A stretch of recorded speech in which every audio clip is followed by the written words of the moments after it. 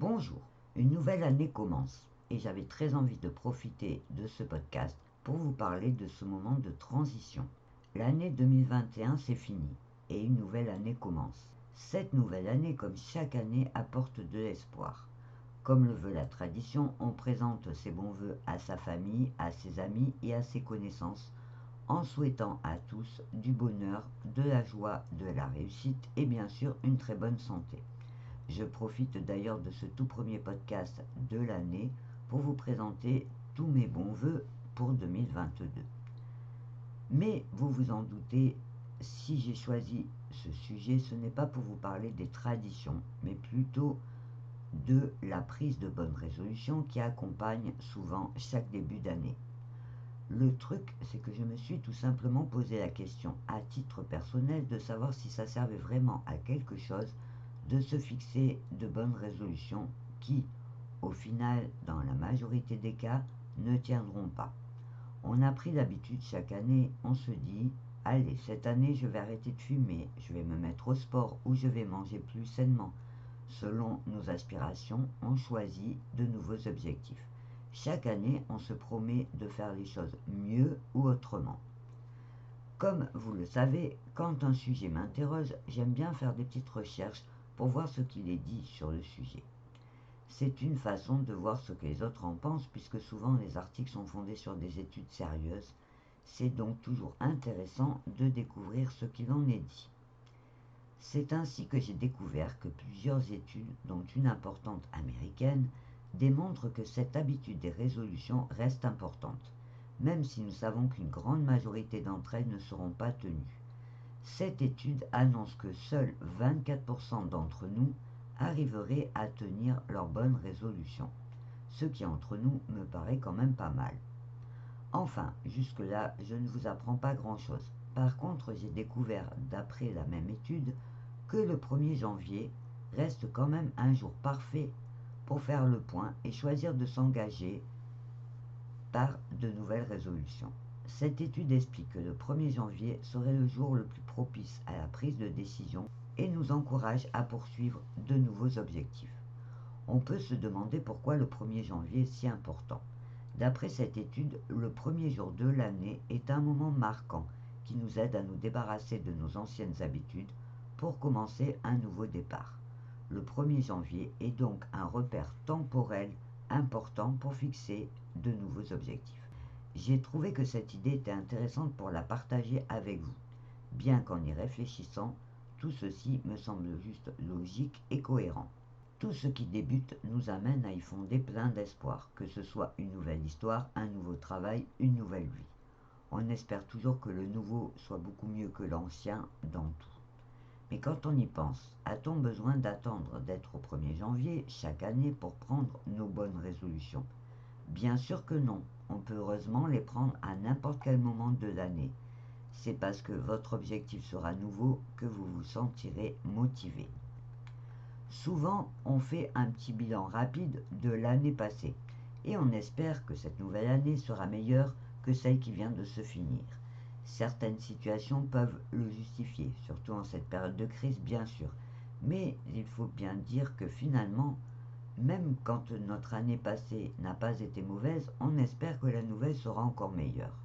On a ce réflexe d'espérer toujours mieux, et c'est une bonne habitude dans le sens où c'est toujours motivant d'avoir l'occasion d'espérer. Dans ce podcast, j'avais envie de mettre en évidence cette notion d'espoir qu'amène chaque nouvel objectif, donc chaque nouveau projet, et bien sûr le fait que même si le 1er janvier est un jour important pour prendre de bonnes résolutions, vous pouvez le faire chaque jour de l'année. Et je me suis dit que c'était l'occasion de vous inviter à réfléchir sur une des meilleures résolutions que vous pourriez prendre pour cette nouvelle année. Pensez à prendre soin de vous. Quelque chose me dit que vous ne serez pas nombreuses à vous dire « Oui, j'y avais pensé ». Et je pense que même pendant quelques secondes, vous avez pu vous dire « Mais qu'est-ce qu'elle dit, Nat ? Prendre soin de moi, c'est le genre de résolution à laquelle on ne pense pas souvent. » Pourtant, prendre soin de soi-même n'empêche en rien le fait de s'occuper de prendre soin des autres. Prendre soin de soi ne veut pas dire passer tout son temps à s'occuper de soi au point d'en délaisser les autres. Prendre soin de soi ne veut pas dire passer 8 heures par semaine à la salle de sport pour sculpter son corps au lieu de faire son ménage. Dans cet épisode, j'avais envie de vous parler de prendre soin de votre intérieur personnel, de votre mental et de votre morale pour être en meilleure forme, pour justement être encore mieux avec les autres. On a rarement l'habitude d'y penser. Et même pire, souvent on se dit qu'on va paraître égoïste parce que ça ne se fait pas de penser à soi. Je ne vous parle pas de vous replier sur vous-même, de ne penser qu'à vous, mais juste d'apprendre à écouter vos envies et à vous accorder des petits moments de détente ou de récréation pour que vous vous sentiez mieux. Peu de gens le savent, mais les temps de récréation à l'école sont un moment très important dans la journée d'un enfant. J'avais fait une petite étude sur le sujet pour mon travail et j'avais été surprise de voir à quel point les adultes ne réalisent pas l'importance prouvée par des études et à quoi sert vraiment ce temps de récréation. En général, on se dit que c'est pour que les enfants se défoulent, ce qui est vrai bien sûr. Pensez un enfant de 4 ou 5 ans en maternelle qui doit se concentrer environ 6 heures par jour à apprendre, à écouter et surtout à ne pas bouger. Je me suis souvent demandé combien d'adultes seraient capables de tenir le même rythme qu'eux. Et même si vous croyez que parce qu'on est adulte, on peut le faire sans souci, eh bien, je n'en suis pas certaine pour avoir fait plusieurs formations en groupe, mais ça, c'est une autre histoire. Enfin, je vous parlerai des temps de récréation qui servent donc évidemment à se dégourdir les jambes en bougeant, mais qui servent aussi à permettre à l'enfant d'assimiler ce qu'il est en train d'apprendre. Apprendre la socialisation en gérant les relations avec les autres et apprendre à interagir dans un groupe, pour ne citer que ses principales et plus importantes fonctions. Du coup, je me suis souvent demandé pourquoi, en tant qu'adulte, nous n'aurions pas le droit à des temps de récréation. Je ne vous parle pas des temps de pause au travail que l'on apprécie toujours bien sûr. Je veux vous soumettre l'idée de vous accorder de vrais temps de récréation dans votre vie. Que vous arriviez à vous dire, voilà, j'ai fait ma journée de travail, j'ai fait ce que je devais faire, ménage, courses, etc., ce que moi j'appelle les corvées, et maintenant j'ai droit à mon petit temps de récréation, que ce soit une heure, une soirée ou tout un week-end, selon vos obligations familiales. L'idée est juste d'avoir un petit moment à vous, un petit moment pour vous détendre, que vous fassiez ce que vous aimez, que ce soit coudre, peindre, jardiner ou lire, ce que vous aimez et qui vous fait plaisir. C'est le principe de la compensation. Vous avez fait plein de choses que vous n'aviez pas forcément envie et vous vous accordez un temps pour faire quelque chose que vous aimez. C'est une façon d'équilibrer les choses. Le temps de récréation va vous servir à vous ressourcer et à redescendre en pression. Comme quand on enlevait le petit truc sur les cocottes minutes pour faire sortir la vapeur. Il ne fallait pas oublier de l'enlever parce qu'il y avait un risque d'explosion. Et là, la comparaison peut aller jusque-là. Si vous ne prenez jamais le temps de faire sortir la pression, vous courez le risque d'exploser, mentalement ou moralement. Personnellement, je me suis toujours débrouillé à m'accorder ces temps de récréation. Et à chaque fois que j'ai eu un problème dans ma vie, je me suis toujours rendu compte que c'était une énorme chance d'avoir mon petit univers où je pouvais oublier tous mes soucis pour un moment. Même si je ne passais qu'une heure dans mon atelier, je me sentais tellement mieux en ressortant, et même si on sait qu'on va retrouver ces problèmes après être sorti, on est en condition pour les supporter. Je sais que les gens manuels fonctionnent beaucoup de cette façon. En fait, on ne se dit pas, bon, j'ai des soucis, allez, je vais aller coudre un petit peu, ça ira mieux. C'est même tout le contraire. On va coudre, peindre ou faire ce qu'on aime, et on se rend compte que pendant tout le temps où on est occupé à faire ce qu'on aime, ce qui nous apporte du plaisir, eh bien, on oublie tout. Alors que, quand on n'occupe pas notre esprit, on pense, on repense à nos problèmes, on rumine en espérant trouver une solution, sauf qu'on y voit de moins en moins clair et qu'on finit par être mal. Nous sommes éduqués pour vivre en société. Comme je vous disais tout petit à l'école, la première priorité c'est de sociabiliser les enfants pour qu'ils apprennent à vivre en société, avec les autres. C'est bien, sauf qu'en tant que professionnel de la petite enfance, je me suis souvent posé la question de savoir si les enfants avaient vraiment besoin des adultes pour l'apprendre. Mais bon, c'est un autre sujet. Par contre, ce serait bien aussi de penser à apprendre aux enfants à vivre seuls avec eux-mêmes, parce que je suis intimement convaincu que l'on vit mieux en société à partir du moment où l'on sait aussi vivre seul. Ça peut paraître paradoxal, c'est vrai, mais je pense, pour y avoir souvent réfléchi, que l'éducation c'est très bien quand elle est bien pensante et bien pensée, mais ça peut être aussi une arme redoutable. Je vais vous raconter une anecdote qui m'est arrivée quand ma fille était petite et qui m'a fait pas mal réfléchir. Donc, quand ma fille était petite, je me suis arrangé à avoir un emploi du temps professionnel qui me permettait de m'occuper d'elle, de sorte que je n'ai jamais eu besoin de la faire garder ou de la mettre à la crèche. Je trouvais que c'était bien de pouvoir m'occuper d'elle jusqu'à ce qu'elle rentre à l'école. Donc, me voilà parti pour faire son inscription. Je rencontre la directrice qui me remet le dossier à remplir et cette dame me demande si elle était en crèche ou gardée par une assistante maternelle.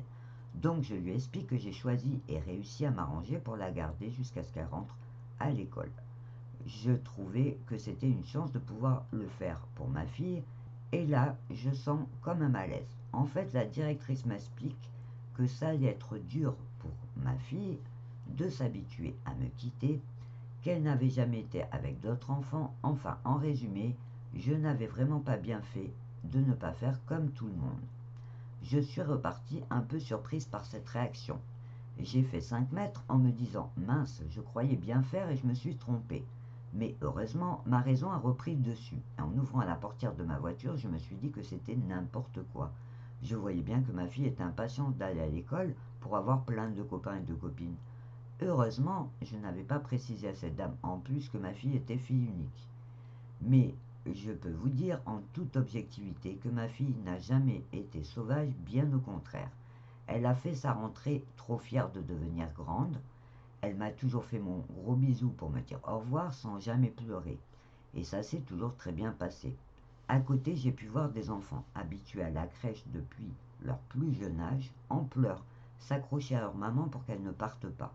Vu ce que m'avait dit la directrice, je peux vous dire que ça m'a rassuré que tout se soit bien passé pour ma fille, mais pendant quelques minutes, elle avait réussi à me faire douter.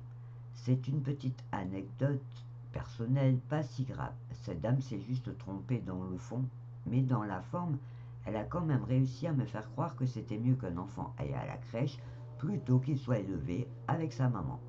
Moi, j'ai réfléchi quelques minutes à ce qu'elle m'a dit, mais je me suis dit qu'en fait, c'est devenu si exceptionnel qu'une maman puisse avoir le choix que finalement, plus personne ne s'interroge. Et pire, c'est carrément devenu la norme qui fait que si toi, tu ne fais pas comme ça, tu deviens hors norme.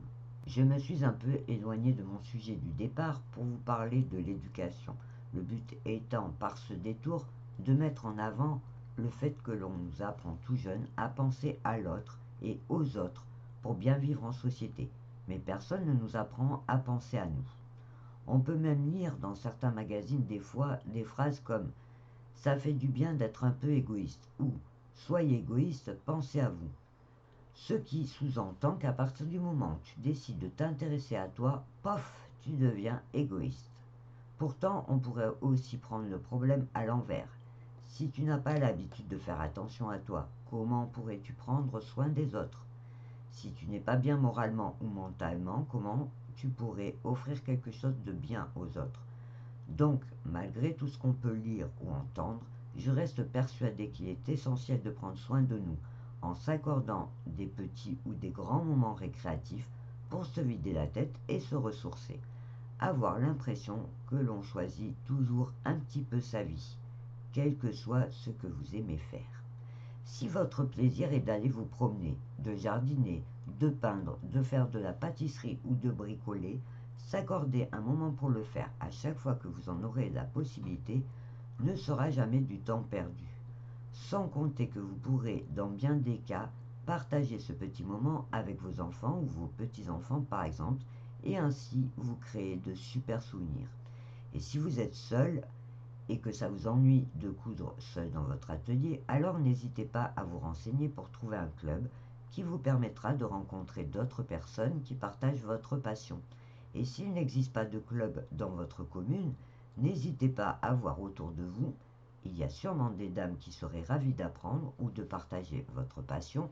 Vous pourriez dans ce cas créer un petit club qui n'existe pas encore. Alors voilà, j'avais très envie de vous présenter mes vœux pour cette nouvelle année et donc au traditionnel souhait de bonne santé, de joie, de bonheur, je rajouterai: prenez en tout premier la résolution de prendre soin de vous, d'écouter vos envies, de vous accorder des temps de récréation et de vous offrir des moments de décompression sans éprouver le moindre remords. Et vous verrez à quel point vous vous sentirez tellement mieux. C'est un peu comme si vous décidiez de faire un régime bien-être, mais moral, pour perdre des kilos de soucis. Parce qu'on a l'habitude de parler des régimes pour perdre du poids, pour faire fondre les kilos en trop. Pourtant, je pense que les soucis peuvent peser aussi lourd sur le mental que les kilos en trop sur le corps. Voilà, je vais m'arrêter là en espérant que vous prendrez plaisir à écouter ce nouveau podcast. N'hésitez pas à me dire ce que vous en pensez en commentaire sous la vidéo. Et en attendant de vous le dire, je vous souhaite une bonne semaine et je vous dis au revoir et à bientôt.